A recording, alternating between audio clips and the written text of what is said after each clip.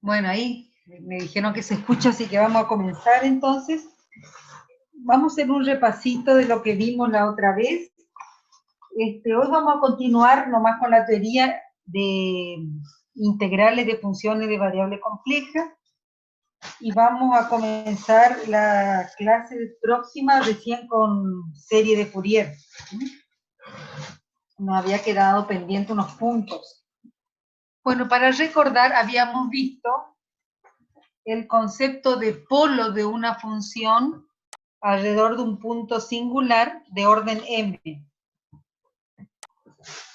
En el punto singular, la función compleja podía tener un polo si el desarrollo en serie de Laurent, la parte principal del desarrollo en serie de Laurent, que es la parte de potencias negativas, donde está z menos z0 elevado a la menos n, esa parte es la que llamamos parte principal de la serie de Laurent, alrededor del punto singular.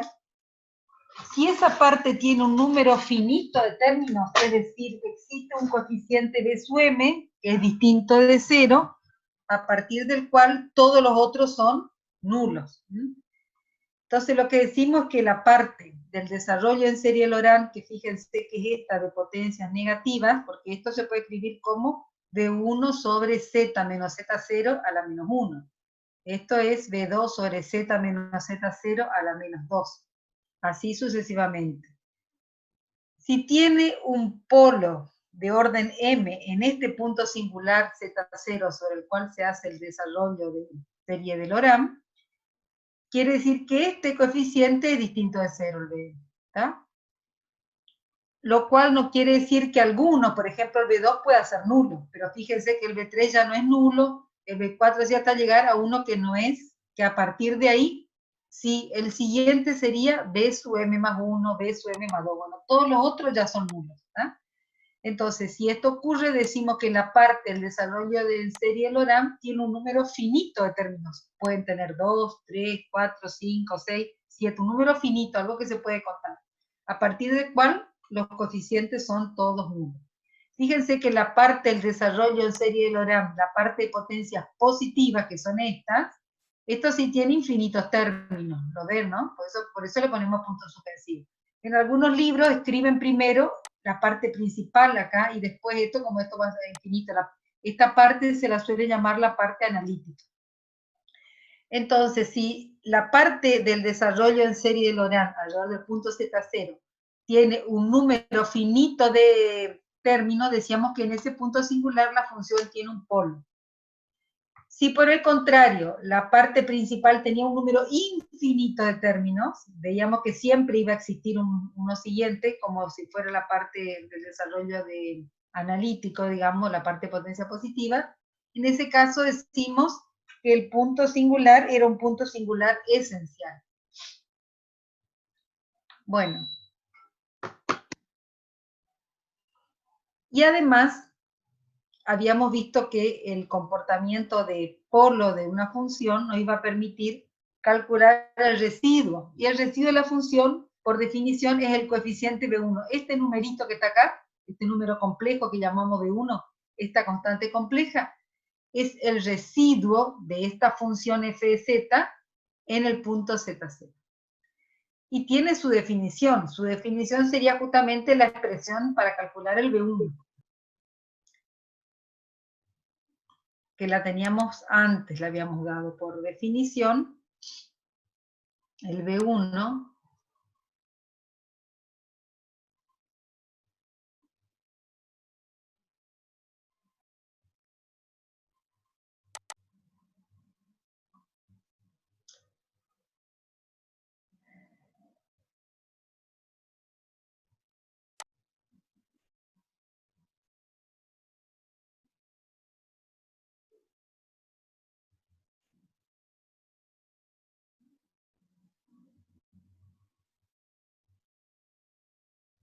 está acá, el residuo por definición, como el coeficiente B1, sería esta integral 1 sobre 2πj para la integral cerrada sobre C de f de z diferencial de z. La importancia que tiene el concepto, la definición de residuo, es porque otra vez lo vamos a utilizar para resolver integrales complejas. Fíjense que antes nosotros habíamos encontrado que la fórmula integral de Cauchy me permitía hallar el valor que toma la función en un punto z0 interior a este contorno C, o también podíamos evaluar integrales, pero tenían que tener una forma, tenían que tener f de z sobre z menos z0. O la fórmula de Cauchy general, que nosotros la llamamos la fórmula de Cauchy para la derivada, tenía que tener la expresión f de z sobre z menos z0 elevado a la n más 1. Y ahí decíamos, bueno, que en ese caso, la aplicación era resolver integrales de esa forma, integrales complejas. Pero ahora con el teorema de los residuos se facilitó ese cálculo porque directamente hacemos un pasaje de términos, multiplicamos esta constante compleja por 2πj y podíamos resolver esta integral compleja. En el caso, lo que pasa es que tenemos que calcular este numerito. Este numerito hay que hallar la serie de Laurent de alrededor de la función f de z alrededor del punto z0, tomar el valor de esa constante compleja y tendríamos, multiplicar por 2πj y tendríamos la resuelta esta integral. Este contorno C, por supuesto, tiene que encerrar al punto Z0, o sea, el punto Z0 tenía que ser un punto interior a ese contorno C.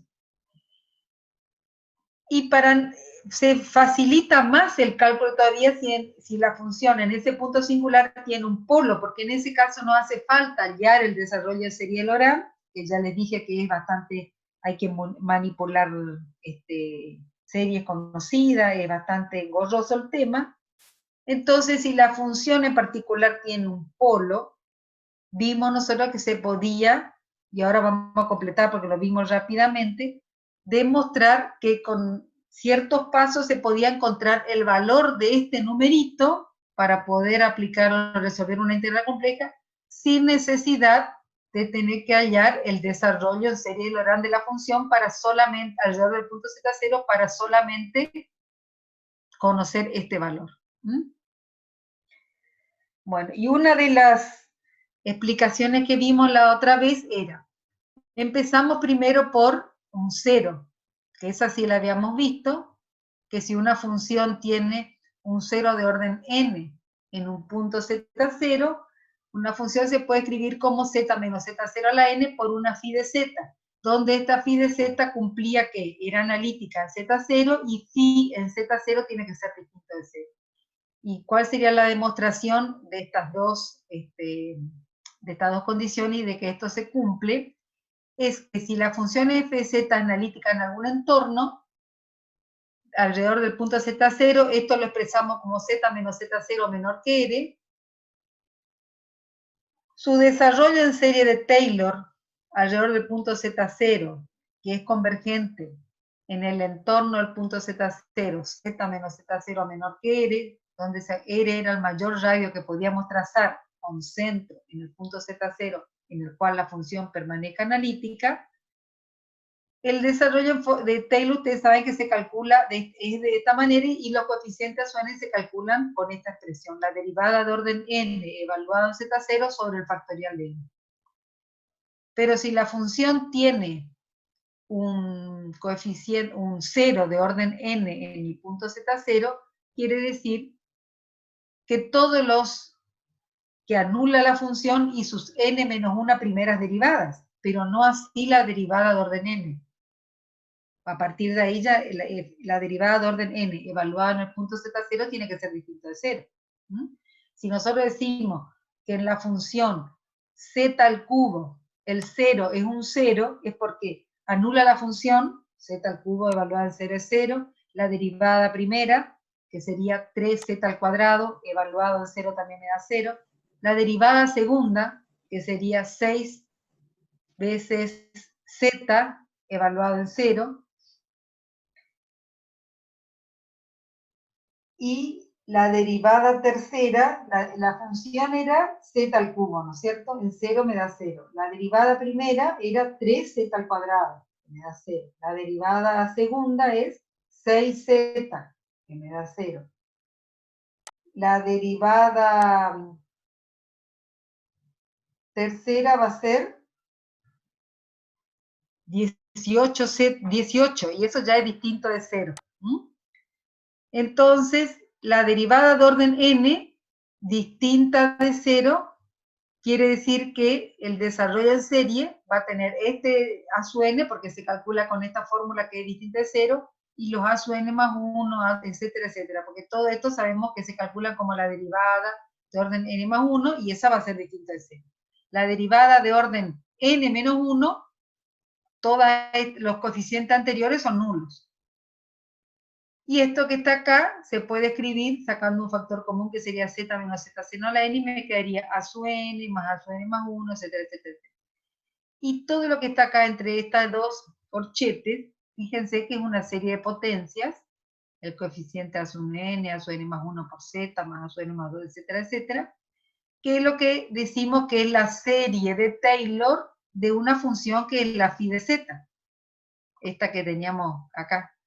Entonces me queda en función, esto me quedaría z menos z0 a la n, que saqué factor común, y todo esto que está entre corchetes sería la phi de z, reemplazo por la phi de z, que es lo que yo quería demostrar. Si la función tiene un 0 de orden n en un punto z0, esa función se puede escribir como z menos z0 a la n por phi de z. Y las otras dos cosas que tenía que cumplir, que la phi de z sea analítica en el punto z0, y lo es, porque fíjense que la serie que la representa es una serie de potencia positiva, o sea, una serie de Taylor.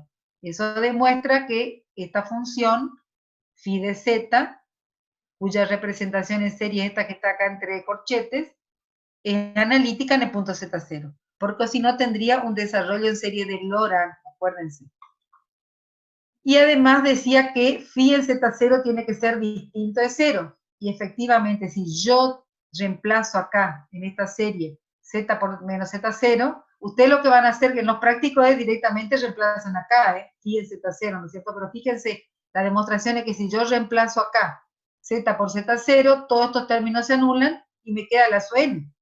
Y yo por hipótesis parto de que la su n es distinto de 0, porque lo calculo con esta expresión y yo sé que la derivada de orden n es distinta de 0, porque la función tiene un 0 de orden n en el punto z.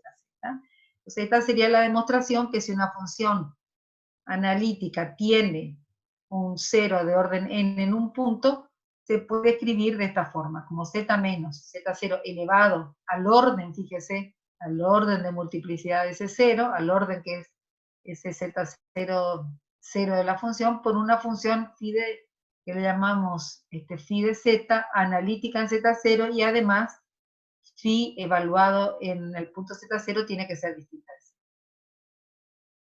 Bueno, ahora vamos a la otra parte que nos interesa. Cuando una función tiene un polo de orden n.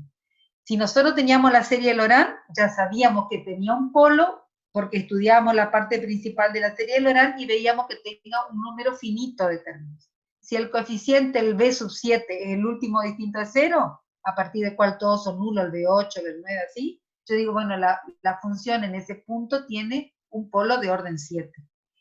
Pero hacer la serie Laurent es engorroso y lleva su tiempo. Hay otra forma de ver si la función tiene un polo sin necesidad de hacer todo el desarrollo en serie Laurent.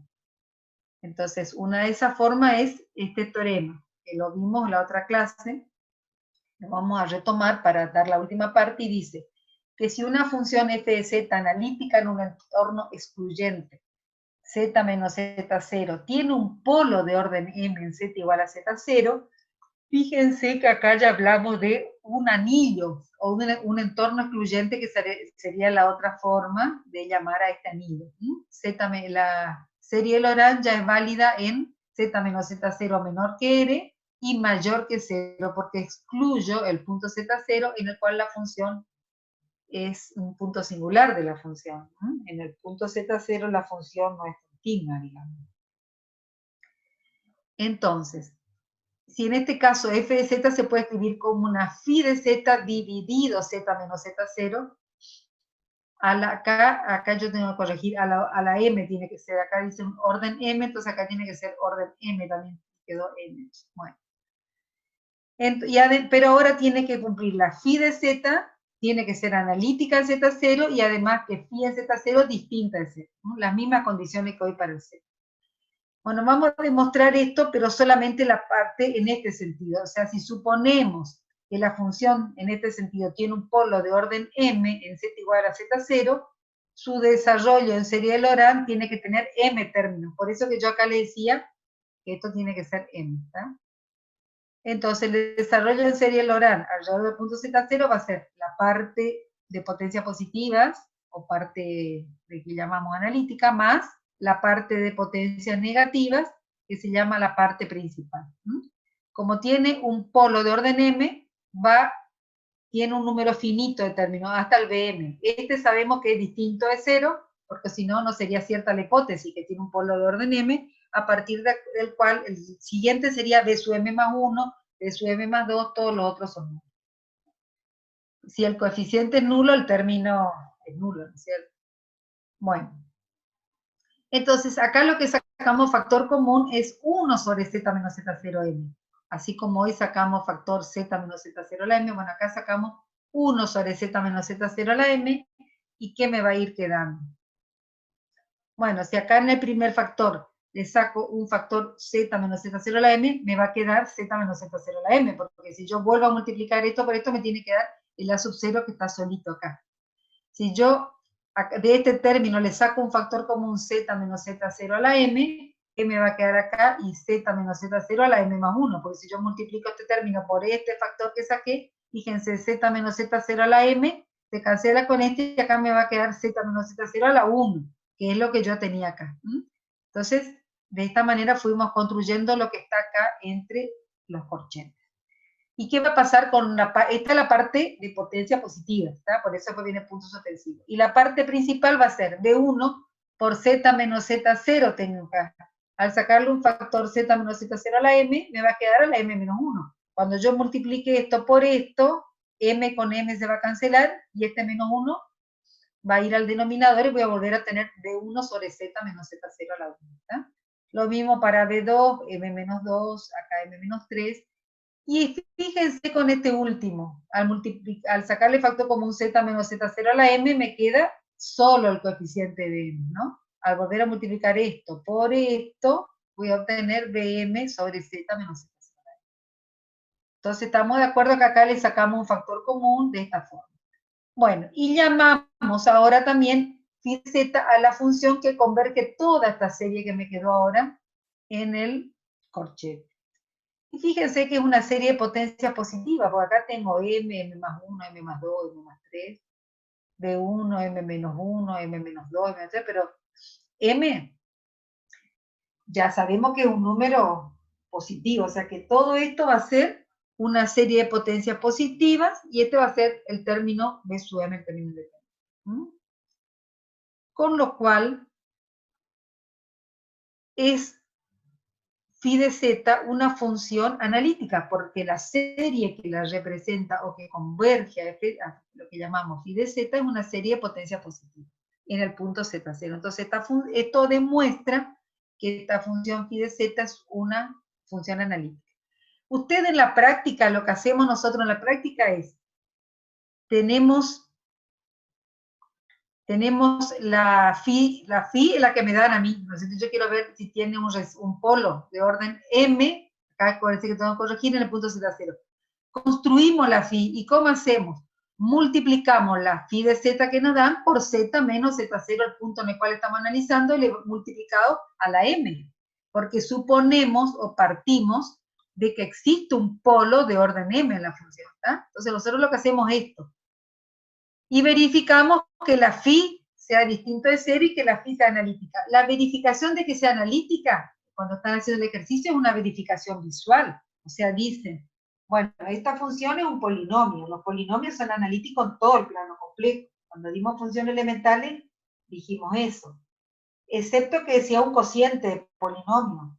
Va a ser analítico, o sea, en el punto que anula el denominador. Esta es una función trigonométrica, las funciones trigonométricas son analíticas en todo el plano complejo. Esta función es una función exponencial, es otra función analítica en todo el plano complejo. O sea, esas cuestiones tienen que hacer. Y lo que tienen que fijarse es que si es un cociente, justo al punto en que está determinando la función, o en el cual la función no es continua, no es el interior al contorno con el cual ustedes están analizando la integral, al contorno de integración. O sea, cuando nosotros decimos phi de z es analítica en el punto, lo que hacemos es una inspección visual, y en base a los conocimientos que ustedes saben. Pero la demostración acá en teoría de que la phi es analítica es porque la serie que la representa, que es esta serie que llamamos 87, es una serie de potencia positiva, alrededor del punto Z0. Esto demuestra que la phi de z es analítica en el punto Z0. Entonces, y además decíamos que la phi de z tiene que ser distinto de 0. ¿Y por qué? Si yo reemplazo z acá por z0 en la serie que la representa, fíjense, todos estos términos al tener z menos z0 se anulan. Y el Bm no tiene z menos z0, entonces todo esto me va a quedar Bm. Y sabemos por hipótesis que Bm es distinto de 0, porque yo parto de que la función phi de z tiene un polo de orden m, o sea, hay un coeficiente B sub m que es distinto de 0 que en su desarrollo sería el ORAM. Partimos de eso. Entonces, si se cumplen esas dos condiciones, decimos que la función tiene un polo de orden m en el punto Z0. Y ahora, la otra cuestión es, ¿cómo hago para hallar el coeficiente? Porque hasta ahora, yo lo que estoy queriendo es hallar el coeficiente de 1. Bueno, nosotros vamos a hacer la demostración de eso, pero una forma rápida de hacer, fíjense, este es el coeficiente que yo quiero hallar, y fíjense que es el coeficiente de la serie de Taylor que representa la phi, el coeficiente de orden m-1. Y según la serie de Taylor, todos los coeficientes se calculaban como la derivada de orden m-1 dividido el m-1 factorial, evaluado en el punto Z0. Una rápida interpretación de que tendría que ser esa la expresión para calcular el B1 sería esta. Bueno, pero nosotros hicimos otra demostración. Yo en la clase pasada, ¿se acuerdan? Les puse nomás la fórmula, así que ahora por eso estoy retomando esto un poquito para dar la demostración de esa formulita. La otra cuestión que tenemos que ver acá es que cuando una función viene expresada como el cociente de dos funciones, que es lo que nosotros hacemos en la práctica, si la función, esta phi de z, tiene un punto singular, los puntos singulares, ¿quiénes van a ser? Los ceros del denominador. Entonces, si esta función, a que la llamamos h de z, tiene un cero de orden n en el denominador, vamos a ver que eso se corresponde con que la phi de z tiene un polo de orden n, la función phi de z, ¿tá? Que es lo que nosotros estamos haciendo en la práctica. ¿Y cuál es la demostración que hacemos? Bueno, supongamos que la función, acá tenemos 9 minutos, así que si se corta vamos a hacer otra reunión. La función phi de z se puede expresar como el cociente de dos funciones analíticas en el punto z0. Una es g de z y otra h de z. Ahora, la función h de z tiene un cero de orden m en el punto z0. La h de z es la que está en el denominador. Y además, g en z0 tiene que ser distinto de 0. Entonces, la función f de z, que se viene expresada como este cociente, tiene un polo de orden m en z igual a z0. Esto que está acá, en el punto 285, es lo que nosotros en la práctica estamos haciendo todo el tiempo, porque nuestras funciones vienen expresadas como un cociente de dos funciones analíticas. Bueno, como la función h de z es analítica en el punto z0, tiene un cero de orden m en z igual a z0, ¿qué significa eso? Que sus m menos una primeras derivadas son nulas en el punto z0, pero no así la derivada de orden n. Por lo tanto, el desarrollo en serie de Taylor va a tener esta forma, que es lo que ya vimos, z menos z0 a la m por una phi de z. Esto es lo que estuvimos viendo cuando recién comenzamos la clase de hoy. Donde la phi de z, como era analítica en el punto z0, y además phi en z0 tiene que ser distinto a eso. Muy bien, por lo cual, si la función h de z se puede escribir de esta forma, la reemplazo h de z por z menos z0 a la m por phi de z. Y esto lo puedo reordenar de otra manera. Sería G de Z sobre phi de Z por Z menos Z0 a la n. ¿Y qué significa que tengo en el numerador? Ahora tengo una función dividido por phi de Z. Esta función es una función analítica, porque tengo G de Z sobre phi de Z. Esta era analítica por hipótesis, y esta era analítica porque como la función h de z se puede escribir como al tener un cero de orden m de esta forma, ¿se acuerdan que la phi de z era analítica porque el desarrollo en serie que la representa era uno de potencia positiva? Entonces, esta es analítica. El cociente de dos funciones analíticas es otra función analítica. Entonces, toda esta función que tengo acá es una función analítica en el punto z0. Y además es distinta de cero. G en Z0 distinta de 0 por hipótesis, porque es lo que dice acá, por hipótesis, y G en Z0, fíjense, es distinto de 0, y la phi en Z0 tiene que ser distinta de 0 por lo que habíamos demostrado anteriormente, que cuando evaluamos la phi en el punto Z0 me daba este valor que era distinto de 0.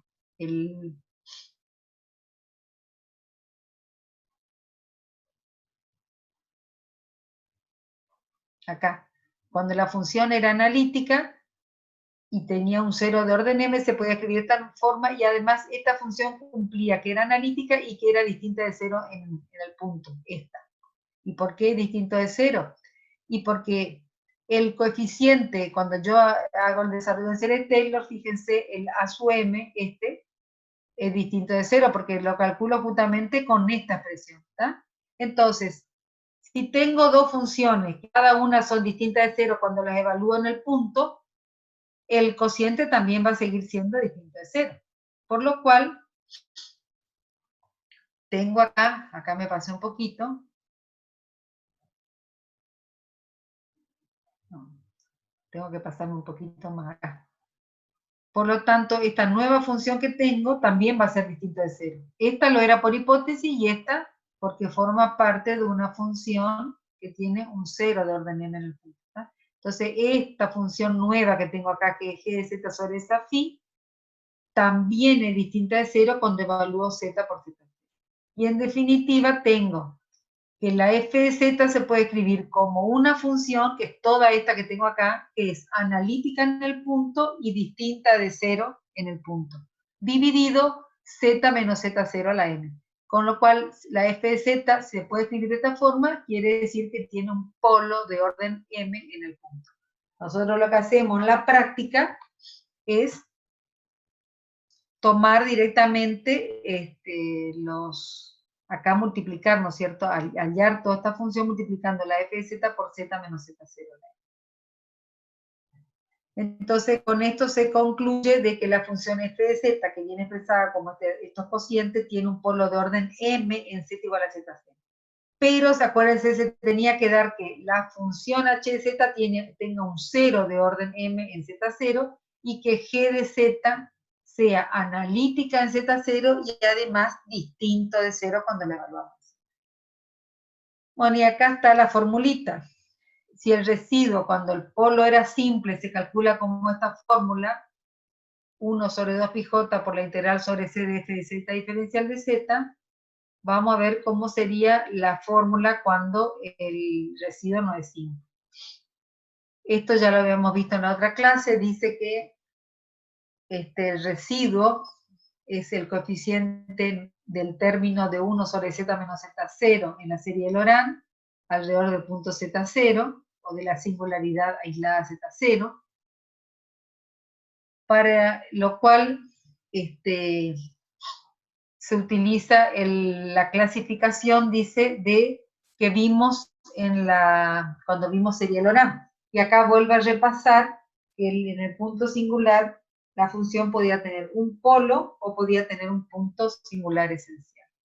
Si el polo era simple, el residuo se calcula directamente con esta expresión, lo cual es muy fácil de demostrar.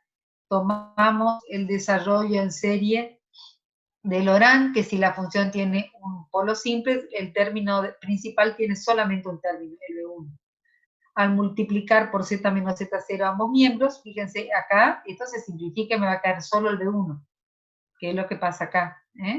Y todos los otros términos, z menos z0, al multiplicar por a la m, me va a quedar a la m más 1, esta a la m más 2, esta a la m más 3, y en el primer término tengo f de z por z menos z0, que es lo que tengo acá.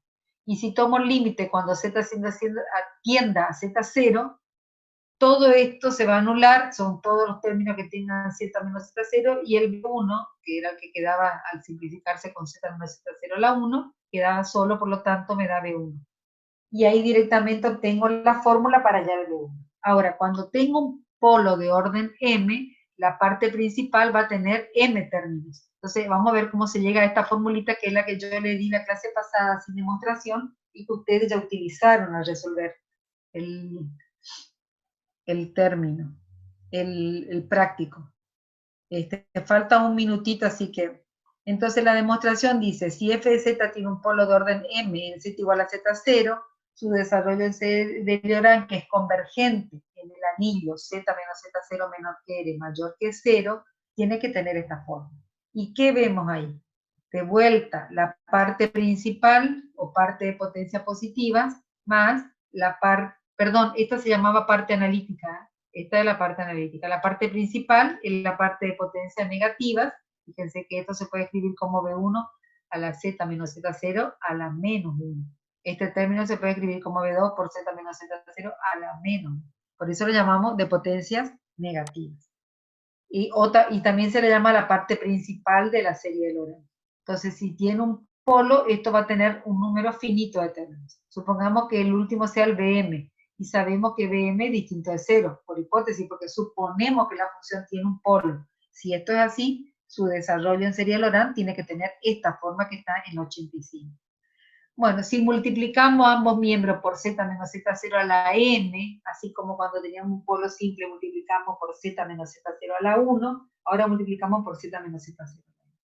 Y acá este término se va a cancelar con este y me va a quedar bm solo, ¿está? Y en los otros va a ir quedando, por ejemplo, en m-1, m-2, etcétera, etcétera, que son estos que están acá.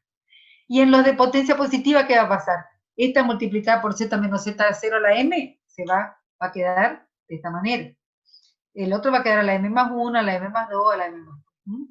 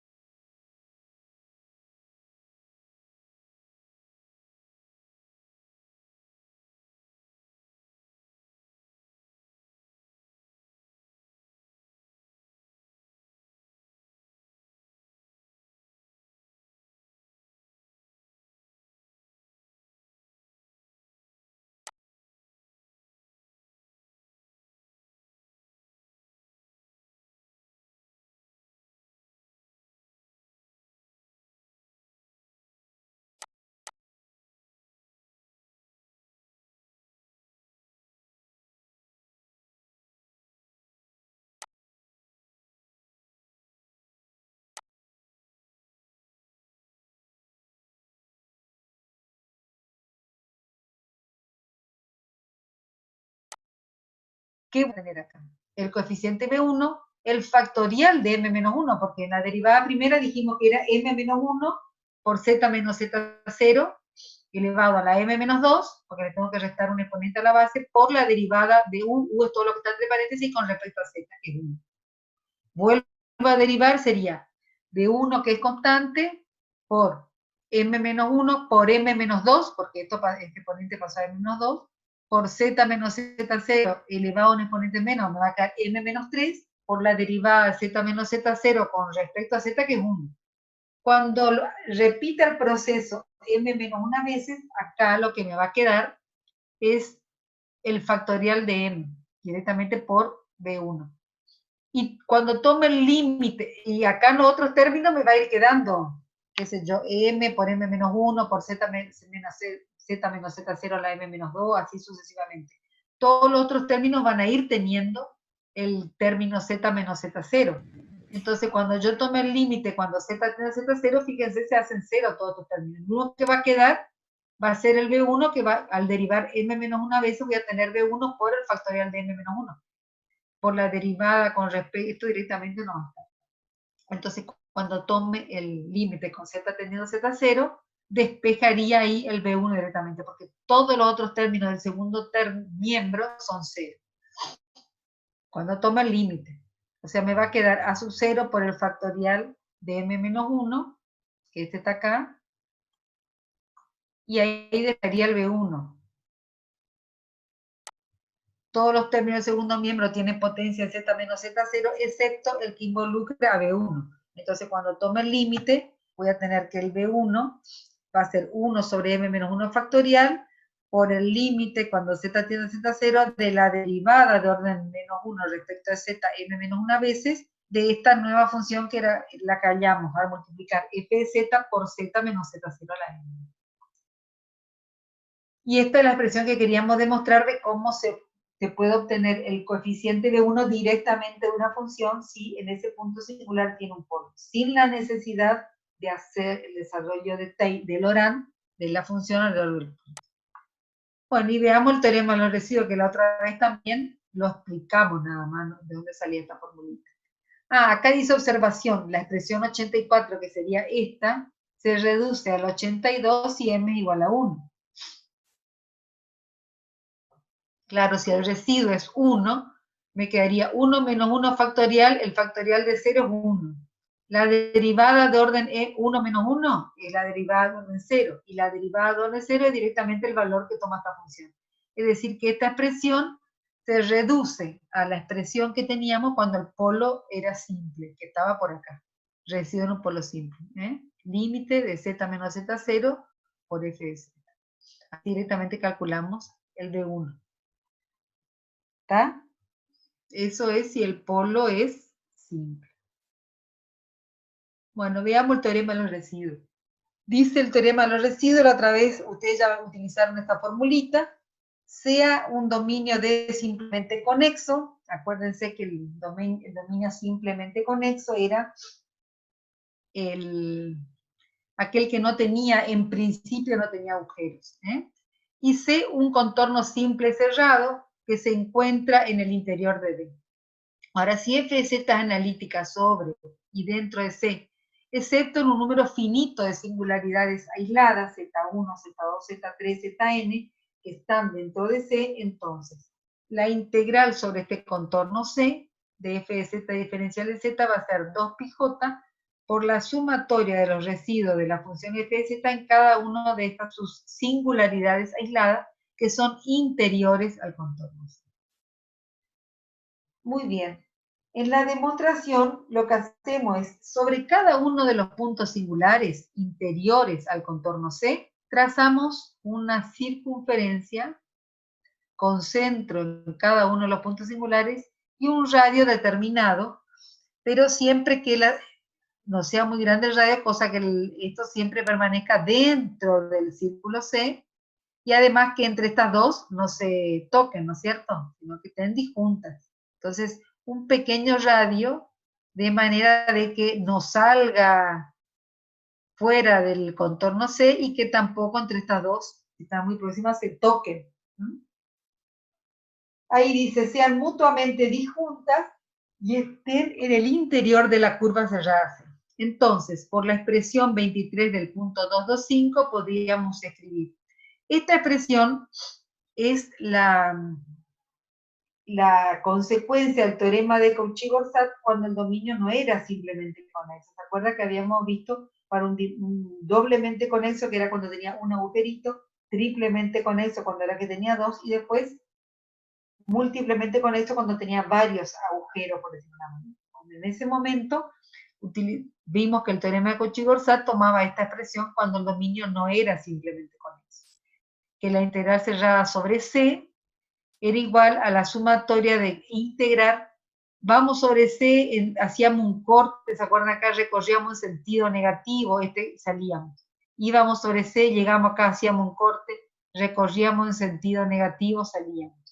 Íbamos acá, hacíamos otro corte, recorríamos en sentido negativo y salíamos. Lo mismo en esta otra circunferencia y lo mismo en esta otra.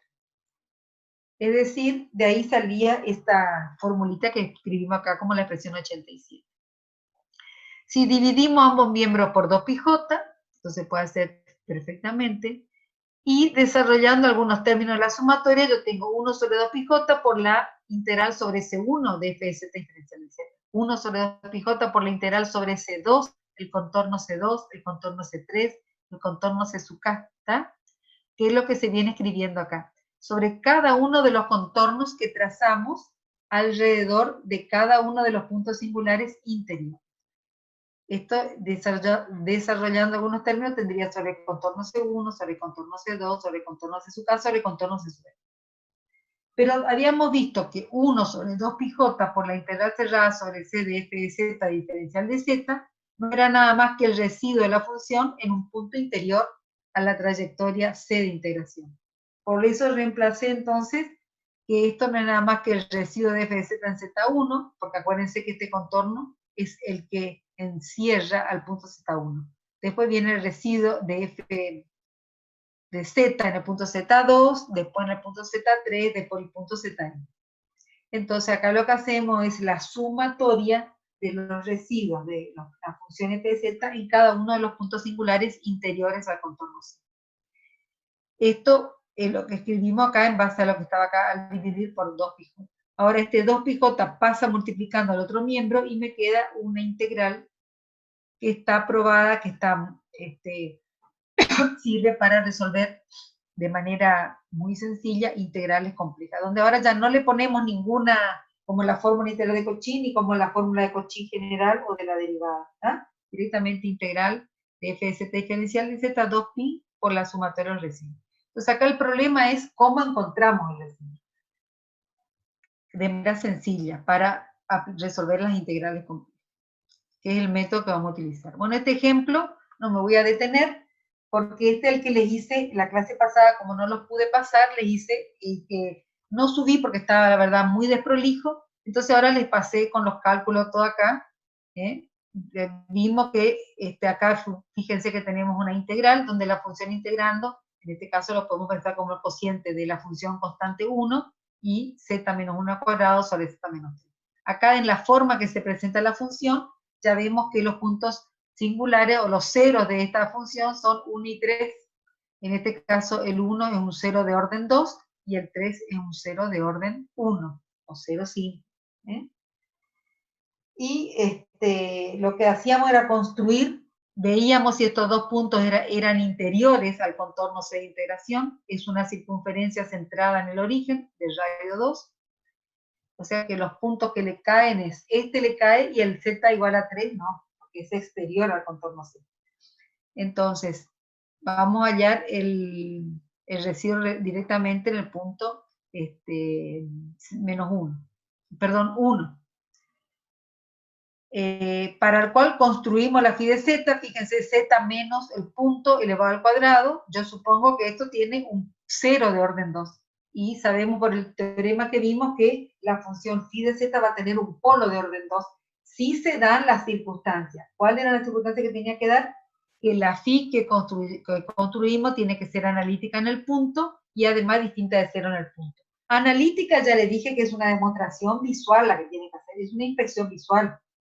¿Entienden? No es otra demostración. La demostración la hicimos en teoría demostrando que la serie que la representa esa phi es una serie de potencia positiva, es una serie de Taylor. Con lo cual la función tiene que ser analítica, porque si no, la serie que lo representa es una serie de potencia positiva y negativa, es decir, la serie de Laurent. Entonces, la phi analítica en el punto, porque esta función es un cociente entre 1 que es constante y el polinomio z-3. Pero, bueno, porque acá esto obviamente simplificamos, ¿no? Esto no tiene ni un problema, sigue siendo analítica, excepto en el punto 3, que ahí sí la función no es continua. Pero en el punto 3 no nos interesa porque es externo al contorno C, ¿eh? No contribuye a la integral. Entonces, por 1, 2, 3, o sea, hallamos phi, vimos que era distinta de 0 la phi evaluada en el punto Z0 y además que es analítica en el punto, que es lo que dice acá. Y calculamos con la expresión que directamente habíamos demostrado dónde sale. El residuo en el punto 1 es directamente esta expresión.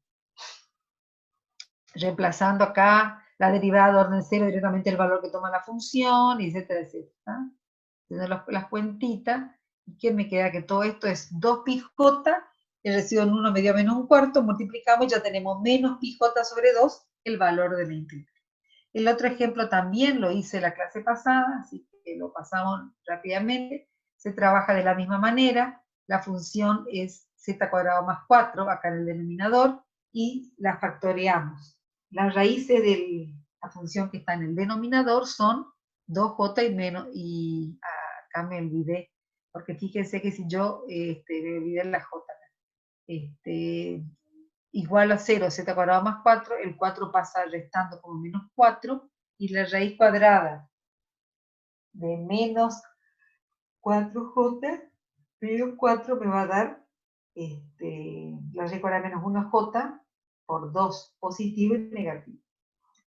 Y además la phi es analítica en el punto, porque de vuelta es un cociente, en este caso entre estos dos polinomios, y yo le quito el punto en el cual la función se determina que es interior al contorno C, la función deja de tener ese comportamiento y se convierte en una función analítica.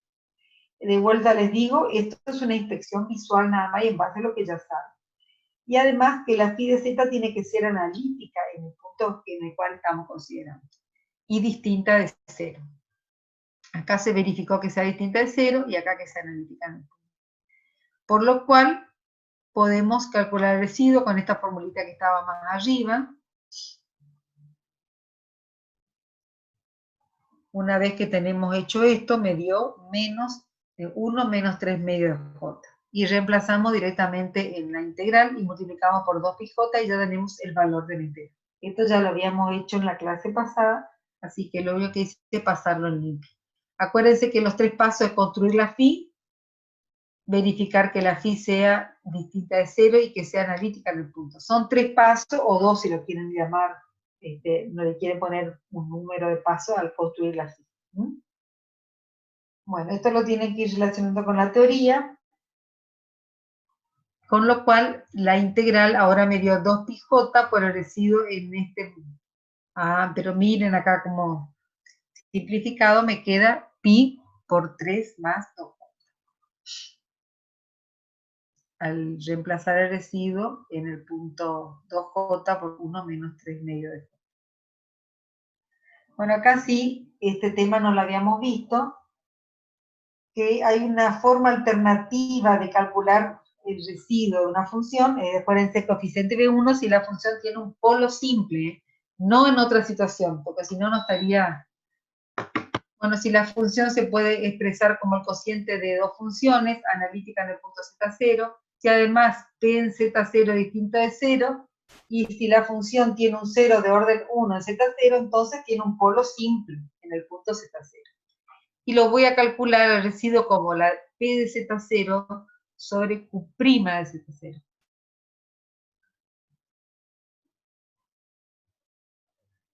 Veamos de dónde sale o cómo podemos encontrar esta expresión. Bueno, sabemos que si la función q de z, la que está en el denominador, tiene un 0 de orden 1 o un 0 simple, significa que q en z0 es igual a 0, pero q' ya no, q' es distinto de 0. Bueno, multiplicamos ambos miembros por z menos z0, ambos miembros de esta expresión, ¿y qué me va a quedar? O de esta, mejor dicho. F de z por z menos z0 va a ser igual a P de z por z menos z0 sobre q de z. Multiplico entonces P de z sobre q de z por esta expresión. Y si tomo un límite con z tiende a z0, por definición, el primer miembro que tengo, el residuo, porque esto era el residuo por definición. ¿Se acuerdan? No voy a ir tan atrás, pero para un polo simple era el límite con z tendiendo a z0 de f de z sobre z menos z. Y si tomo el límite del segundo miembro, voy a tener p de z, que dije que era analítica, y distinta de 0, evaluar el punto z0, eso dice acá, distinta de 0, por z menos z0 sobre q de z. Bueno, esto que está en el numerador lo puede agrupar de esta manera. Esto va a ser igual al límite de p de z por el límite de esta expresión. Y ahora, en el límite, ¿qué me va a quedar? Tomando el límite a ambos miembros. Acá el límite de un producto igual al producto de los límites, el límite de un cociente igual al cociente de los límites. Acá lo agrupé z menos z0 sobre q de z por un lado y p de z multiplicando a estas dos funciones relacionadas de esta manera. Entonces me va a quedar el límite de p de z, tendría que ser más el límite, cuando z tiende a z0, de z menos z0 sobre q de z, que es lo que tenía acá.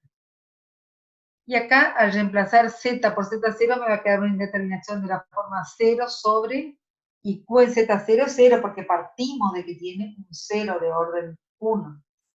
Por lo cual, voy a tener una indeterminación de la forma 0 sobre 0. Entonces, por la regla del L'Hopital, la puedo salvar a la indeterminación aplicando esa regla. Esa regla me decía que era la derivada del numerador dividido la derivada del denominador. Y después tomábamos límite con z tendiendo a z0. Y ahí se observa de que voy a tener P' en Z0, perdón, P en Z0 sobre Q' en Z0, que es la derivada de Q con respecto a Z, evaluada en el punto que están analizando del trabajo P de Z.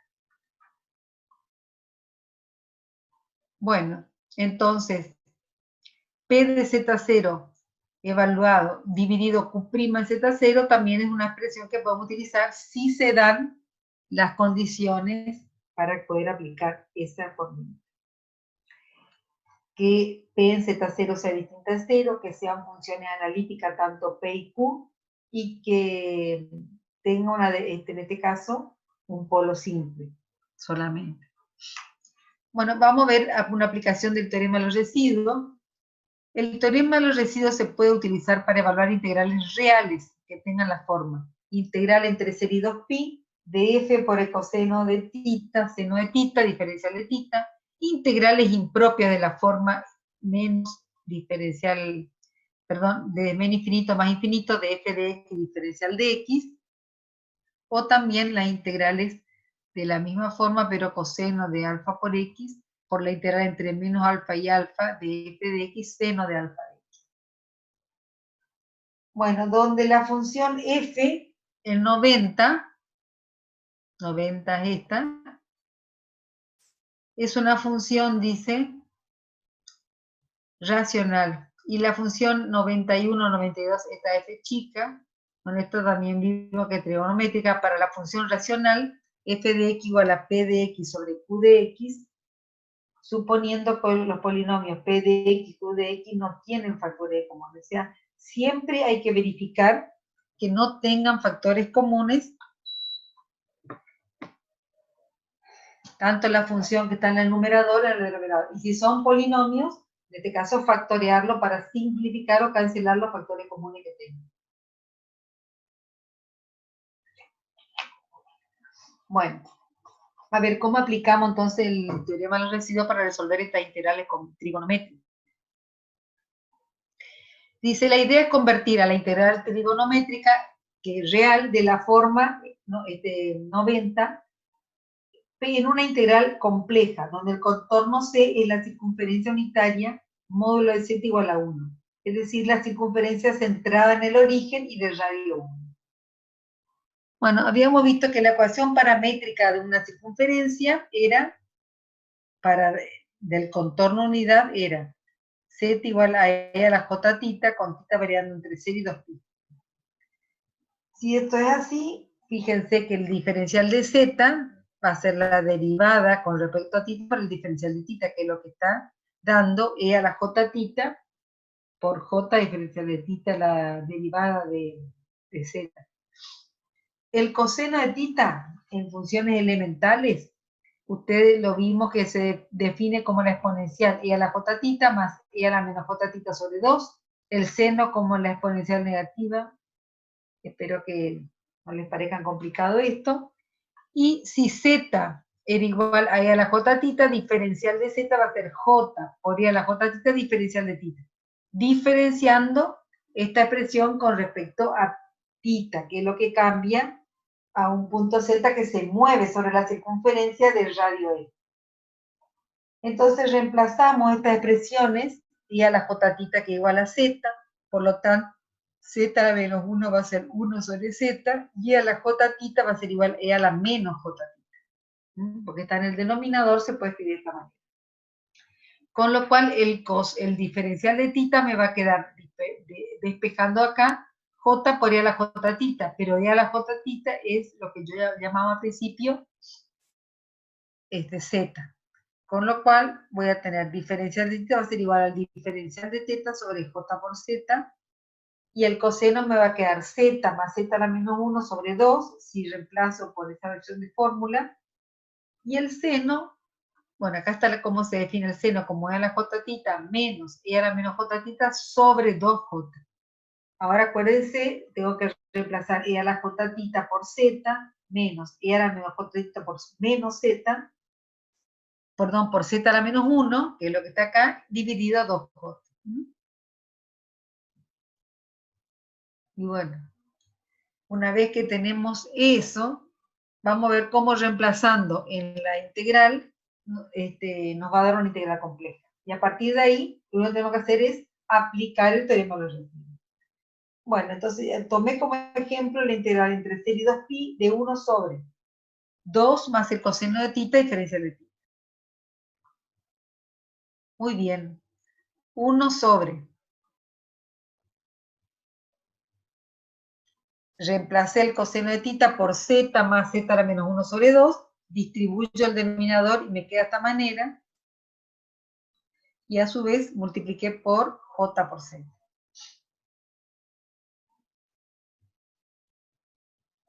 Bueno, el j lo dejé afuera todavía.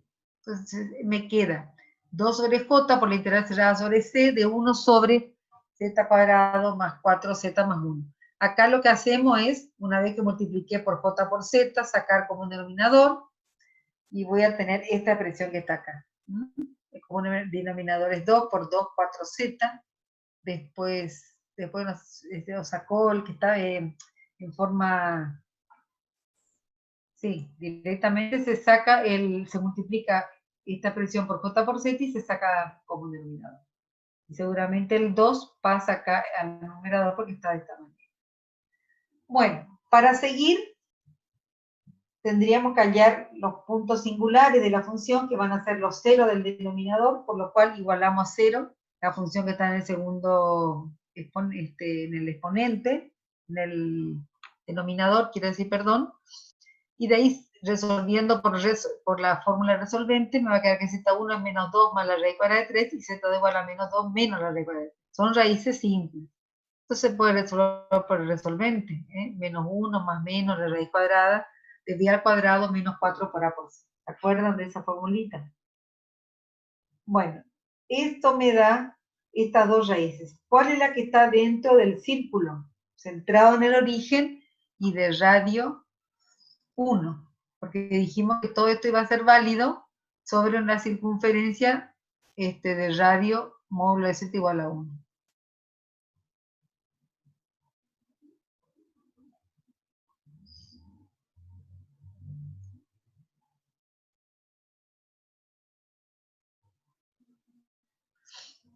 Bueno, continuamos entonces.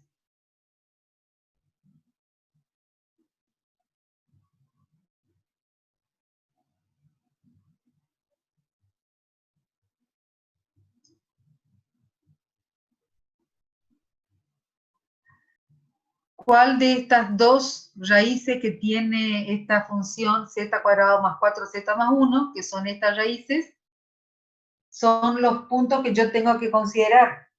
Según lo que vimos anteriormente, los que están dentro de un círculo centrado en el origen y del radio unitario. Únicamente la raíz Z1, porque esta es externa a ese círculo de radio 1. ¿Ah? Entonces, esta es la que me va a interesar para resolver la integral. Acá dice, está dentro de la circunferencia unitaria. Entonces, esta integral compleja por el teorema de los residuos va a ser igual a 2πj por el residuo de esta función en este punto que es interior al contorno, en el cual es válido todas estas conversiones que estamos haciendo. Acuérdense que reemplazamos z por su ecuación paramétrica, diferencial de z, coseno de tita y seno de tita. Bueno, en este caso coseno de tita, no hay diferencial de z. Bueno, a partir de ahora, la phi de z, ¿cómo la llamo? Multiplicando la f de z por z menos del polo. Como es simple, el polo elevado a la 1 nada más. Para lo cual yo, para seguir acá, tengo que tener esto factoreado, que es lo que hice acá. Se simplifican estos dos términos, me va a quedar este positivo, 1 sobre z más 2 más la raíz cuadrada. Y de ahí todos los pasos son lo mismo. Verifico que la phi evaluado en el punto singular sea distinto de 0, que la phi sea analítica en el punto. Y si esto es así, tiene un polo simple en z igual a menos 2 más raíz cuadrada de 3 y calculamos con esta formulita el valor del residuo en ese punto singular. Y si el polo era simple, fíjense que era el límite con z tendiendo a menos 2 más raíz cuadrada de 3 de la función multiplicado por z menos z0. Esto ya está hecho acá, por lo cual puse directamente 1 sobre z más 2 más la raíz cuadrada de 3, que es lo que resulta de hacer esta multiplicación. Y reemplacé z por menos 2 más raíz cuadrada de 3, y el resultado, bueno, operando me va a quedar 1 sobre 2 raíz cuadrada de 3. Entonces, eso era solamente el residuo. Ahora la integral vale 2 sobre j por esta integral compleja, que esta es la que se puede calcular como 2πj por el residuo de la función del punto z0, y me va a quedar 1 sobre 2 veces la raíz cuadrada de 3, y esto es lo mismo que 2π sobre la raíz cuadrada de 3.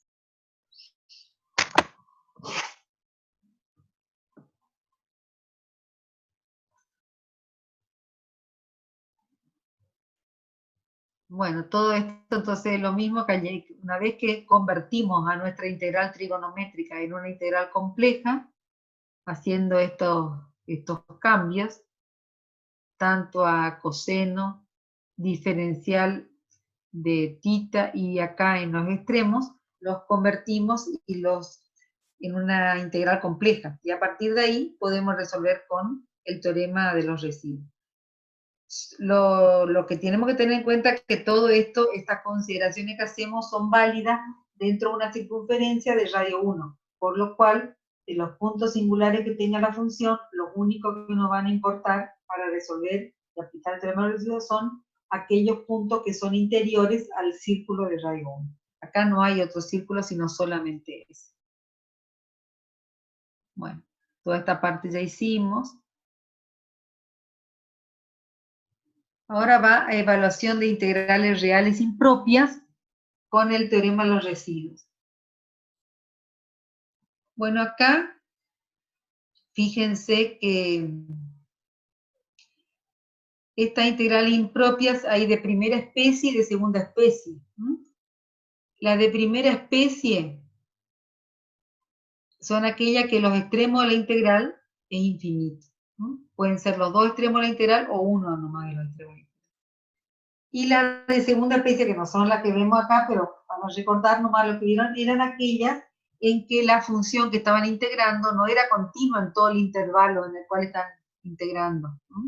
Si este intervalo era, por ejemplo, entre A y B, esta función había un punto C que era intermedio o estaba dentro de ese intervalo de integración en el cual la función ahí no era continua, tenía un problema la función. Entonces ahí, bueno, existen todos unos métodos para ver si esa integral converge, no converge, etcétera, etcétera. ¿Está? Entonces, esta es la que trabajamos, son funciones que son continuas, pero los extremos de la integral, uno o los dos o uno es infinito. Bueno, y acá lo que se hace es una serie de consideraciones, nomás repasamos un poquito lo que ustedes vieron. Si una, por ejemplo, si la integral real, la función real definida en el intervalo ser infinito, y tenemos la integral impropia que llamamos I1, ahí fíjense que en este caso el que es infinito es uno de los extremos de la integral. Entonces, si yo tengo una integral de ser infinito, de f de x diferenciales de x, yo lo planteo como límite con r tendiendo a infinito entre 0 y r de f de x diferencial. Y esto yo creo que lo habrán hecho, si hay que resolver todo esto por tomar el límite de lo que te queda de la expresión al resolver la integral. Si este límite existe, decíamos que la integral era convergente. Si el límite no existe, la integral diverge. O si le da infinito, etc. Por el contrario, si ahora la integral es continua, está definida en el intervalo menos infinito 0, y llamamos I2 a la integral donde uno de los extremos, en este caso, es menos infinito. Y si teníamos integrales de este tipo, decíamos que era el límite con r tendiendo a infinito de la integral entre menos r y 0, perdón, de f de x diferencial. Y de vuelta, si este límite existe, decíamos que esta integral es convergente, y si no, diverge. Y por último, si teníamos integrales donde los dos extremos era infinito, los resolvíamos como la integral entre menos infinito a 0 más la integral entre 0 e infinito de f de x diferencial de x. Para que esta integral sea convergente, estas dos tenían que tener límite. Esta tenía que tener límite independientemente de esta, y esta tenía que tener límite independientemente de esta. Si una de las dos no tiene límite, ya decíamos que la integral diverge. O sea, no es lo mismo que directamente decir, ¿por qué no aplico el límite con r tendiendo a infinito de la integral entre menos r y r de f de x? Que eso es lo que está escrito acá.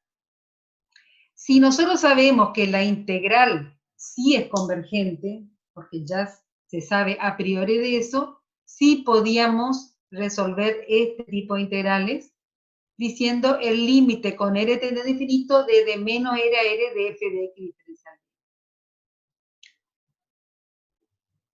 No siempre se puede hacer esto, porque no sabemos si, digamos, la velocidad o cómo es la variación acá en esta integral de 0 infinito y cómo varía acá en esta integral de menos infinito a 0.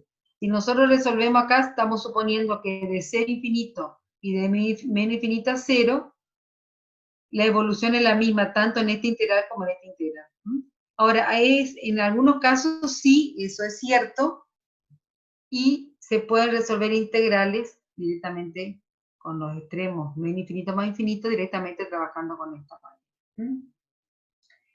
Si eso sucede, decimos que el valor principal de la integral de Cauchy es igual al valor de la integral.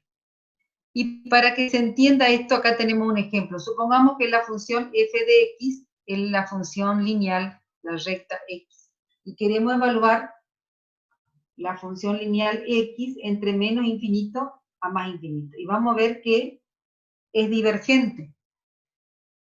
Si yo utilizo la expresión entre 0 e infinito, que era una de las integrales de x diferencial de x, va a ser el límite con r tendiendo a infinito, y la integral de x es x al cuadrado sobre 2. Al reemplazar por r me va a quedar r al cuadrado sobre 2, y lo que tenemos es 0, menos 0, ¿no es cierto? Y si tomo el límite de esta expresión con r tendiendo a infinito, esto va a tender a infinito. Elevado al cuadrado va a tender a infinito. Ahora, si yo utilizo directamente, y si con el criterio que nosotros vimos, esta integral diverge, porque habíamos visto que si una de ellas diverge, ya diverge la integral de la función entre menos infinito y infinito. Me da infinito, diverge. Ahora, si yo hubiera utilizado directamente esto, suponiendo que es correcto, fíjense que ahí me va a dar la integral con r tendiendo a infinito entre menos r y r de x diferencial de x, y eso es x al cuadrado sobre 2, reemplazo por r al cuadrado menos, y esto elevado al cuadrado también me da positivo, y r menos r me va a dar 0, o sea que el límite es 0. Con lo cual acá el límite existe y es 0 de esta integral. En este caso lo que calculamos es el valor principal de Cauchy de la integral. Y se escribe de esta manera. El valor principal de una función f de x se calcula directamente como la integral entre menos r a r de f de x diferencial de x. En algunos casos, entonces, el valor principal de Cauchy puede coincidir con el valor de la integral. Y eso es lo que dice acá. Cuando una integral de la forma, integral entre menos infinito más infinito, de f de x, converge, su valor principal de Cauchy es igual al valor de la integral. Si la integral diverge, aún puede tener un valor principal de Cauchy, que es como el ejemplo que vimos de la función lineal. La función lineal diverge, pero aún así el valor principal es 0. No siempre pasa, generalmente si una función es simétrica con respecto al eje vertical, suele ocurrir eso. Bueno, ahora, dicho esto, porque algo de esto lo vamos a utilizar ahora para aplicar el teorema de los residuos en la resolución de esta integral impropia que tienen esta forma, vamos a ver cómo se trabaja. Entonces, para evaluar una función f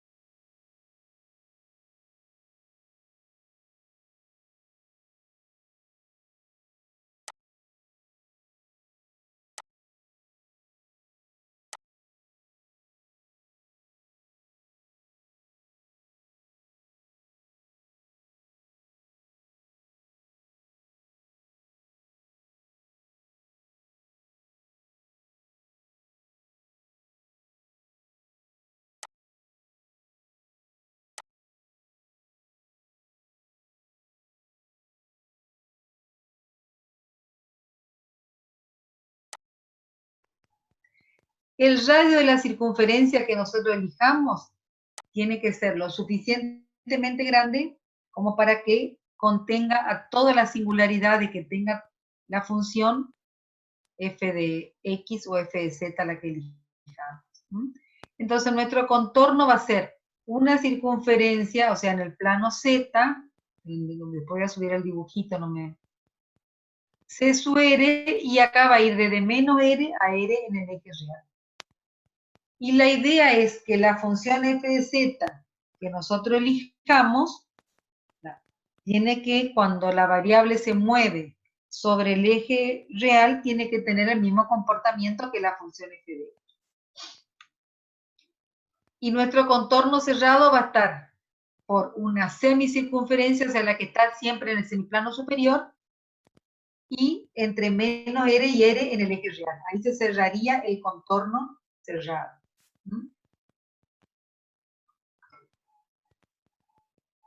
Bueno. Entonces, en mi contorno cerrado, fíjense, la integral compleja sobre c de f de z diferencial de z va a ser la integral sobre el contorno que lo llamé c sub r, que es la circunferencia que está en el semiplano superior, o una semicircunferencia la vamos a llamar, más la integral sobre el eje real, que va a ir desde menos r a r, de f de x diferencial de x. Acá la llamo f de x directamente porque acá estoy integrando sobre el eje real. Y la variable z sobre el eje real tiene este comportamiento, digamos, es x. Bueno, ahora esta integral compleja por el teorema de los residuos, el contorno es cerrado, yo lo puedo resolver como 2πj por la sumatoria de los residuos de f de z en cada uno de los puntos singulares que son interiores a este contorno C. Que les vuelvo a repetir, el contorno C es una semicircunferencia, la que está en el semiplano superior, más cierro esa semicircunferencia integrando desde menos r a r en el eje real. El radio de esta circunferencia tiene que ser lo suficientemente grande para que encierre o abarque a todas las singularidades aisladas que tengan la función f de z. Si yo, esto lo tengo planteado de esta manera, si yo demuestro que esta circunferencia tiende a 0 cuando r tiende a infinito, acá me va a quedar menos infinito más infinito de f de x diferencial de x, que es lo que yo estaba queriendo resolver en esta integral impropia. Directamente igual a 2πj por la sumatoria de los residuos de f de z en el punto z azúcar. ¿Se ve o no? Entonces, la ayuda al teorema de los residuos, porque esto sí es una integral compleja. Y yo sé que la integral de f de z en un contorno cerrado es directamente igual a 2πj por la suma de los residuos de esta función f de z en estas singularidades que tienen que ser interior al contorno C.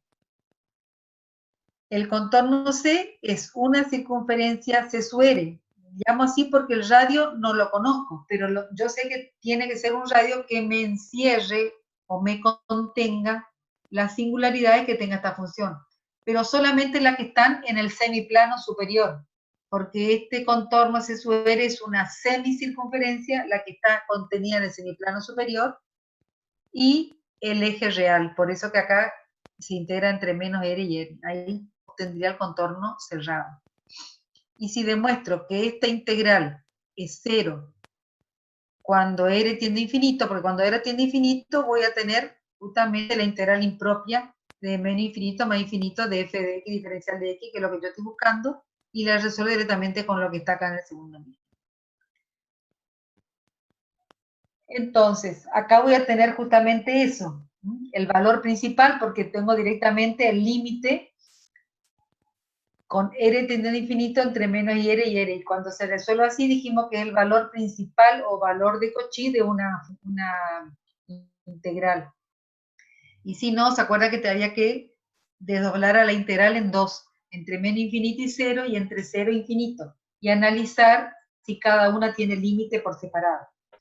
Acá suponemos que existe que el valor principal coincidiría con el valor de la función porque la función es convergente, o la integral es convergente. Bueno, si esto es así, esto me va a quedar entre menos infinito a más infinito de f de x directamente igual al valor de la función y directamente lo voy a resolver con el teorema de los residuos de esta manera. Bueno, para que se entienda un poquito, ahora vamos a ver en un ejemplo cómo se demuestra que esta integral sobre c sub r tiende a 0 cuando r tiende a infinito. Y el ejemplo que tenemos es esta función real, entre menos infinito más infinito, x cuadrado más 1, x cuadrado más 9. La función f de z compleja que va a reemplazar a esta es la misma. Fíjense que lo que hacemos es cambiar donde está x por z. Porque si z se mueve sobre el eje real, directamente tengo esta expresión. Bueno, ¿cuáles son las singularidades de esta función? O sea, son los ceros del denominador, como estamos haciendo siempre. Y los ceros van a ser factoreando esta función que está en este caso un polinomio, va a ser z menos j y z más j, que son los ceros de este primer término. Y de este primer término, va a ser menos 3j y más 3j, porque si yo pongo acá menos 3j, ¿qué me queda? Menos 9 más 9, un 0. O sea que es un 0 en el denominador, un punto singular de f de z. Y si pongo menos 3j acá, también me da 0. Lo mismo con j y menos j, si lo pongo acá, reemplazo por z cuadrado. ¿Ah? Ahora, de estos puntos singulares, los que me interesan son los que están interior del contorno C cerrado que tenemos que elegir. Y tiene que ser un contorno cuyo radio tiene que ser mayor que 3, porque tiene que contener a los puntos singulares que están en el semiplano superior. ¿Y cuáles van a ser los que están en el semiplano superior? J positivo y 3J positivo. Menos J y menos 3J están en el semiplano inferior. Ese no forma parte del interior de la semicircunferencia con un radio mayor que 3, tiene que ser por lo menos para que contenga al 3J, ¿no es cierto? Y centrada en el origen. Entonces nuestro contorno va a ser una semicircunferencia centrada en el origen y radio mayor que 3. Y hace esta manera porque es una semicircunferencia, la que está en el semiplano superior. Me olvidé, les voy a poner acá después el grafiquito ese del contorno que se elija para el C sub R, este que está acá. Entonces planteamos, la función compleja va a ser esta, que es la misma que nos dieron, pero reemplazamos z, x por z, ¿no? Y voy a tener la integral sobre c de z cuadrado más 1, z cuadrado más 9, va a ser igual a la integral entre menos r y r de la función sobre el eje real, digamos, más la integral sobre el contorno c sub r de la función compleja. Por el teorema de los residuos, porque esta es la que yo puedo resolver por el teorema de los residuos, esto va a ser igual a 2πj por la sumatoria de los residuos, y vuelvo a repetir, los residuos que son interiores al contorno que le hemos acá cerrado es j y 3j. Por eso que solamente tomamos 2 de estos puntos singulares, que tenía 4 la función. Bueno, son 0 de orden de multiplicidad 1. Entonces, acá me faltó poner 1, suponemos que existe un polo de orden 1, ¿se acuerdan?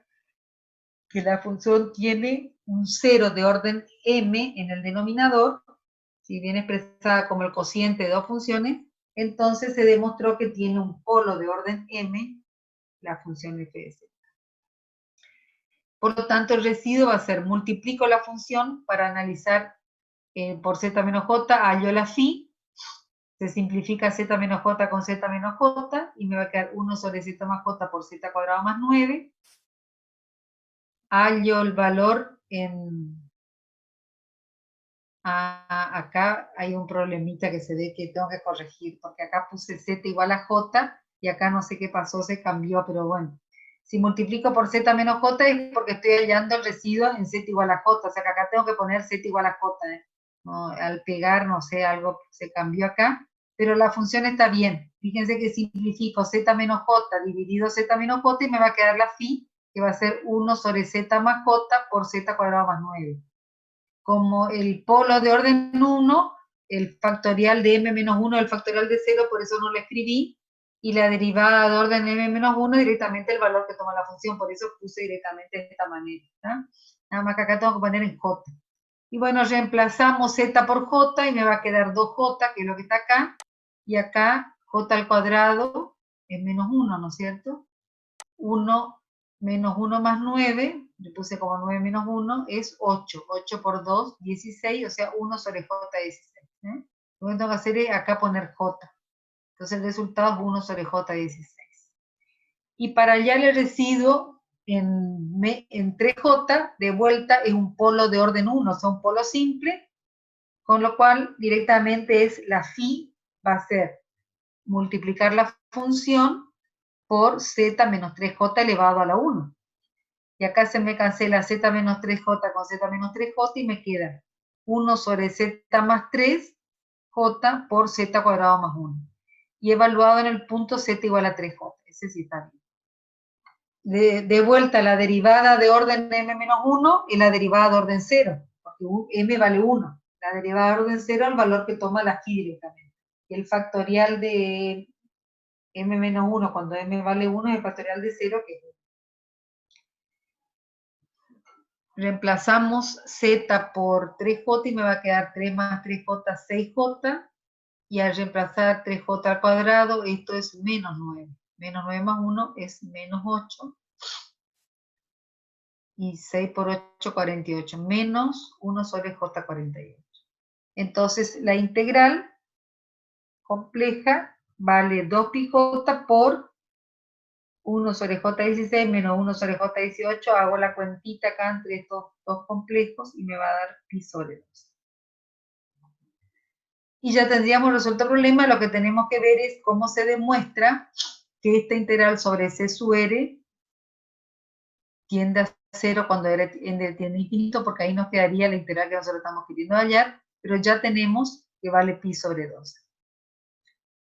Entonces, para demostrar que la expresión de la integral sobre c sub r tiende a 0 cuando r tiende a infinito, vamos a tomar el módulo, como hacíamos comenzamos con el valor de la integral. ¿Se acuerdan de la demostración de la fórmula integral de Cauchy, la serie de Taylor, la fórmula de Cauchy de la derivada y la serie de Laurent? Tomamos el módulo para demostrar que una integral tiende a 0 cuando n tiende a infinito, etcétera, etcétera. Acá hacemos lo mismo, vamos a tomar el módulo y vamos a utilizar la propiedad que sabíamos que el módulo de una integral está acotada y siempre es menor o igual que m por L, donde L era la longitud del contorno de integración y m era el máximo valor que tomaba la función sobre el contorno de integración C. Yo sé que la integral, el valor de esta integral no va a superar este valor. Si nosotros queríamos tener en forma rápida el valor aproximado de la función. Esto es lo que decimos una cota superior. Entonces hacemos el mismo artificio o parecido, ¿se acuerdan la identidad esta que veníamos utilizando? Y tenemos 1 sobre z, el módulo de la integral va a ser menor o igual que la integral del módulo de todo lo que está dentro de la integral. Y el módulo de un cociente va a ser igual al cociente de los módulos, y el módulo de un producto va a ser igual al producto de los módulos. El módulo de 1 es 1. Y el módulo lo que está en el denominador es lo que vamos a desarrollar acá. Entonces, el módulo de este producto va a ser igual a el producto de los módulos. Y el producto de este primer término, a su vez, vuelvo a aplicar la relación z cuadrado. Y esto yo, fíjense, lo voy a escribir de esta manera. Menos 1, ¿no es cierto? Ahí este 1 lo tengo que borrar acá. Y esto, por propiedad de módulo, y lo mismo, z cuadrado más 9 lo puedo escribir como z cuadrado menos 9. Es mayor o igual que el módulo de z cuadrado menos el módulo de menos 1. Pero el módulo de menos 1 es lo mismo que el módulo de 1. Por eso lo puse directamente el módulo de z cuadrado menos 1. Y acá lo mismo, el módulo de z cuadrado menos el módulo de menos 9. Pero el módulo de menos 9 es lo mismo que el módulo de 9, por eso me quedó el módulo de z cuadrado menos 9. El módulo de z cuadrado, acuérdense que es sobre la circunferencia CR, es el radio de la circunferencia, por eso le escribí así, r cuadrado menos 1. Y lo mismo acá, el módulo de z cuadrado es el radio de la circunferencia, que es r cuadrado menos 9. Por lo tanto, si esto yo lo puedo reemplazar, es mayor o igual que todo esto, la inversa, que es lo que yo tengo, 1 sobre toda esta presión, va a ser menor o igual que 1 sobre toda esta presión que está acá. O sea que si yo reemplazo 1 sobre el módulo de esto por 1 sobre esto, se sigue manteniendo la desigualdad. Porque si esto, el módulo es mayor que esto, el inverso, 1 sobre todo esto, va a ser menor o igual que 1 sobre todo lo que tengo en el segundo nivel. Que esto ya lo veníamos haciendo ahí en esta desigualdad, en toda la demostración esa de la fórmula integral de Cauchy, parecido, no exactamente, nada más que acá, allá le sumamos y le restamos Z0, bueno, pero acá ya tenemos el valor Z0, el constante, por eso. Entonces reemplazamos todo esto que está acá, porque lo que tenemos que evaluar es el módulo de la integral sobre SR. Y esto va a ser menor o igual que la integral sobre SR del módulo de integrando. Y esto que está acá, dijimos que 1 sobre esto lo vamos a reemplazar por 1 sobre r cuadrado menos 1, que multiplica r cuadrado menos 9. Y la integral del diferencial de z es la longitud de integración, pero como es una semicircunferencia va a ser la mitad de la circunferencia. Entonces, si la longitud de la circunferencia es 2pi por r, la mitad va a ser pi por r, nada, que es lo que reemplazamos acá. Y si tomamos el límite con r tendiendo a infinito, esto tiende a 0, porque fíjense que acá tengo r a la cuarta, y acá tengo r a la primera, entonces esto va a tender muy más a infinito, por lo tanto el cociente va a tender a 0. Esto tiende a infinito como r a la cuarta, y acá esto tiende a infinito como r a la primera nada más. El cociente tiende a 0 porque esto crece más rápidamente a infinito. Entonces, queda demostrado en todos los ejercicios, o sea, siempre prácticamente hay que hacer un artificio de este estilo para demostrar que la integral esa tiende a 0. O si no, hay un teorema que dice que si el orden, el grado de la función que está en el numerador y el grado de la función que está en el denominador es una diferencia de 2 o más, entonces siempre es cierto que esa integral, cuando r tiende a infinito, esa integral tiende a 0. Si el grado de la función que está en el numerador se diferencia del grado de la función que está en el denominador, en 2 o en más, sucede eso. Y acá en este caso pasa eso, porque la función es 1 sobre, acá tengo una función de cuarto grado, un polinomio de cuarto grado. Acá supera, y esta es un polinomio de grado 0, una constante. Bueno, entonces si la integral vale 0, si esta integral, perdón, que está acá, esta integral vale 0, y tomamos límite con r tendiendo a infinito, acá nos quedaría directamente la integral entre menos infinito a más infinito de la función que nosotros estamos queriendo resolver, y la resolvemos directamente como esta integral compleja, que esta integral por el teorema del residuo es 2pi j por el residuo en j más el residuo en 3j. Y esto ya lo habíamos calculado que era pi sobre 2. Con lo cual, la integral de la función 2πj es directamente pi sobre 2. Bueno,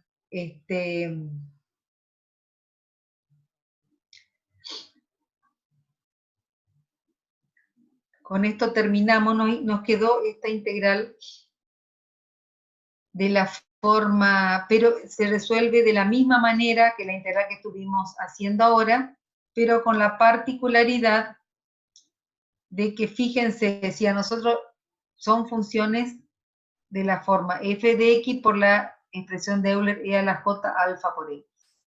Si esto desarrollamos por la expresión de Euler, coseno de alfa por x más j seno de alfa por x, esta función se puede entender como la parte real de esta función, y esta función se puede entender como la parte imaginaria de esta función.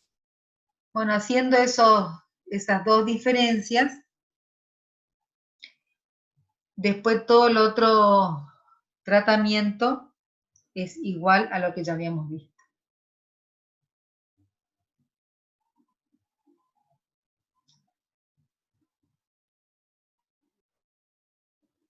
Bueno, me faltaría hacer un ejemplo de este, que a lo mejor me conecto porque no llegué a subir, no llegué a terminar esa parte.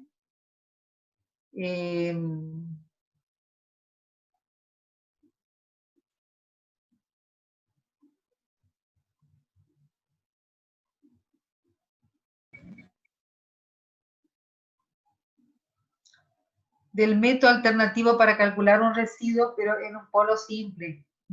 Yo la verdad que no tuve tiempo, incluso no tuve tiempo de terminar la última partecita, para ver un ejemplo de este método que es interesante porque en forma sencilla se puede calcular el residuo sin hacer tanto cálculo, pero no siempre se puede aplicar. Solamente se puede aplicar si la función tiene polo simple. Entonces, no sé si quieren hacer alguna pregunta o cuánto falta para, porque entonces haríamos una conexión con el celular, así yo puedo resolver un ejemplo que tengo ahí aplicando este método que di hoy. ¿Cómo anduvieron con el práctico de ayer, del viernes, perdón? ¿Lo tuvieron conectados? Ah, están todos con los micrófonos apagados.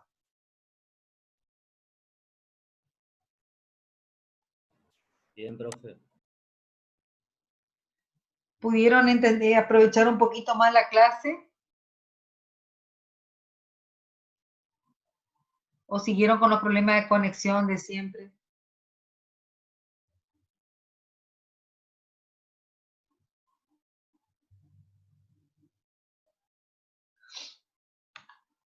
Bueno, ¿tienen alguna pregunta para hacer acá de este tema o ya nos conectamos para hacer de lo que estuvimos viendo ahora o nos conectamos ya para hacer el ejemplo de este puntito que se llama, bueno, que si el polo es simple y si la función viene expresada como el cociente entre dos funciones que son analíticas en el punto Z0 y además, fíjense, la función que está en el numerador P en Z0 debe ser distinto de 0 y si la función Q de Z tiene un 0 de orden 1 en Z0, un 0 simple, entonces f de Z tiene un polo simple en Z igual a Z0 y el residuo de la función lo puedo calcular directamente como P en Z0 sobre Q' en Z0. ¿Tienen alguna pregunta para hacer de esto? ¿O nos conectamos? Hacemos un descansito de 5 minutos y mientras tanto nos conectamos con el celular. ¿Tienen alguna pregunta?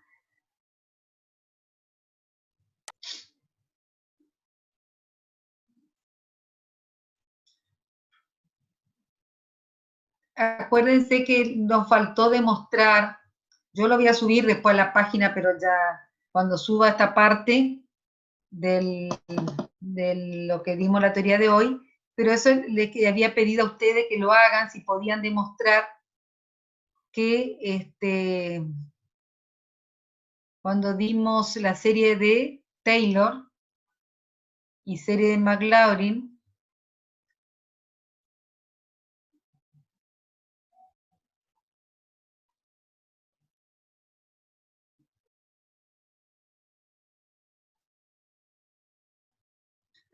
acá, a ver si alguno hizo o no eso. Cuando dimos serie de Taylor dijimos que una de las series conocidas eran, que lo estoy encontrando, sí, acá, antes de esto, acá. Cuando terminamos el desarrollo de serie de Taylor, vimos que la serie de Taylor, donde el punto en el cual se hace el desarrollo es el 0, se llama serie de Maclaurin, igual que lo que estudiaron para serie de funciones reales. Y dijimos que la serie de la función y a la z de la exponencial, esta es la serie que tiene la misma forma de lo que ustedes estudiaron para las funciones reales. El seno de z tiene esta forma, que es la misma que estudiaron para las funciones reales, nada más que en lugar de x dice z, y para que el coseno la serie de Maclaurin es esta, que tiene la misma forma que para la función real, nada más que en lugar de ser X dice Z. Entonces, yo ahora ya no tuve tiempo de subirlo, pero voy a subir ya cuando a la página subamos este apunte ya y terminamos por hoy con la parte de funciones variables complejas. Lo que tienen que hacer es demostrar que si acá en lugar de Z ponen E a la JZ, ver cómo cambia la serie y van a encontrar que va a ser igual a la suma de una serie que la van a poder escribir como si fuera el seno de Z y otra más J y todo otra, van a tener que sacar factor común J y todo una coseno de tita más J seno de tita. O sea, van a tener que escribir, van a ver reemplazando Z por JZ, que se puede llegar a eso. ¿Se acuerdan que yo les dije si podían, alguno hizo esa demostración? Yo hoy ya no tuve tiempo de subir acá, lo voy a, cuando suba la página ya van a estar eso, pero ya no nos vamos a detener más a mirar eso porque es una demostración, pero era la verificación de que la exponencial de Euler e a la j tita se puede escribir como coseno de tita más j seno de tita. La demostración es porque cuando hacemos en la serie de Maclaurin z por j z y reemplazamos esto acá, o por j tita, mejor dicho, z por j tita y reemplazamos acá, van a ver que le va a dar una parte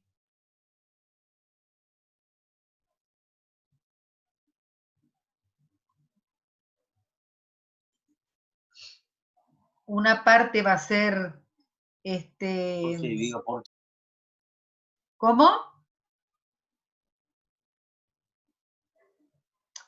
Ay, no escuché que dijeron.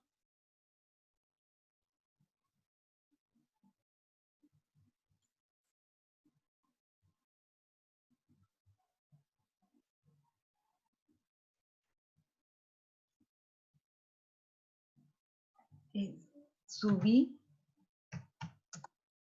en el aula virtual.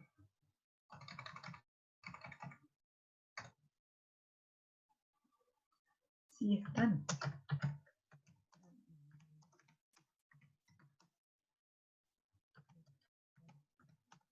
Están en el aula virtual.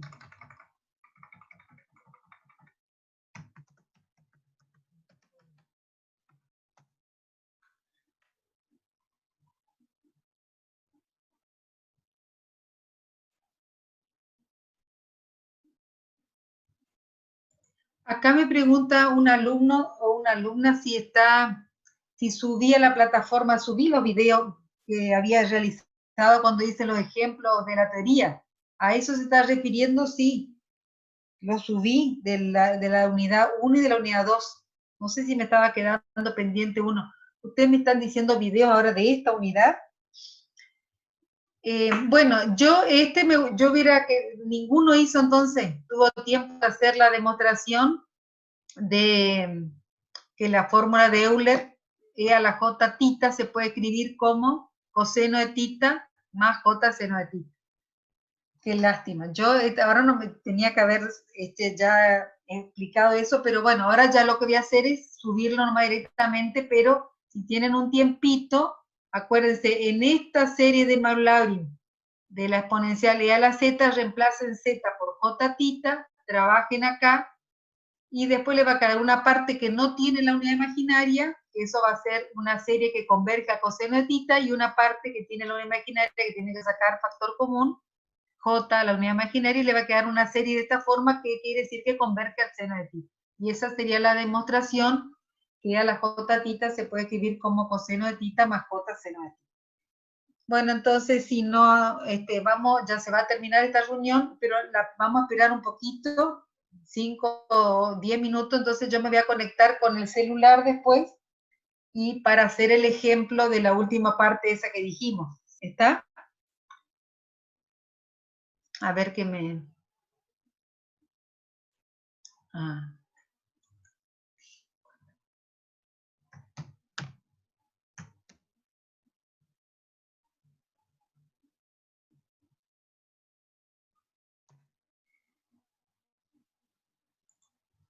Bueno, ¿entendieron entonces un poquito la... No tienen ninguna pregunta de lo que se vio y entonces vamos a hacer la última parte y les pregunto un poquito de la serie 1 y la serie 2 que son bastante trabajosas porque la parte integral, digamos, tiene mucha teoría, pero no es tan complicada el cálculo. ¿Cómo le está yendo con la serie 1 y la serie 2? Porque acuérdense que en mayo va a ser la evaluación. ¿Cómo se va a implementar eso? Todavía no sabemos, pero está prevista para, no me acuerdo si era el 12 o el 15 de mayo, prevista la primera evaluación parcial. Y entra la serie 1, la serie 2 y la serie de integrales y también la parte de Fourier. Arrancaríamos la teoría el miércoles. Mañana van a tener el práctico, van a seguir con la parte de integrales, pero también pueden hacer consultas, aunque no tienen buena conectividad para interactuar con el profesor y hacerle una pregunta, ¿no?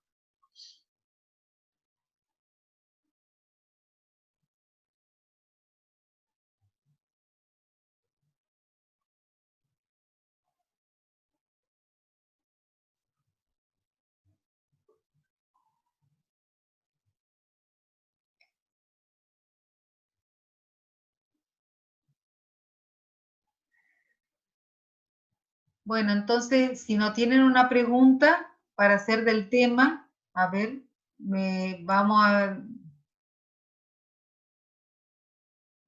a finalizar la reunión y son y 27, nos conectamos a las menos 20 para hacer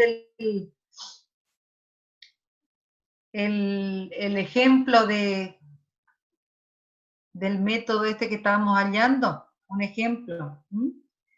¿Y les parece? Quedamos así entonces. Sí, profe. Bueno, perfecto entonces.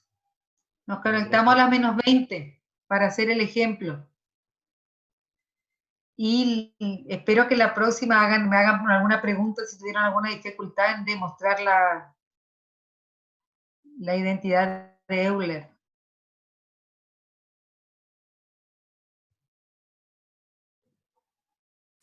Bueno, vamos a esperar entonces.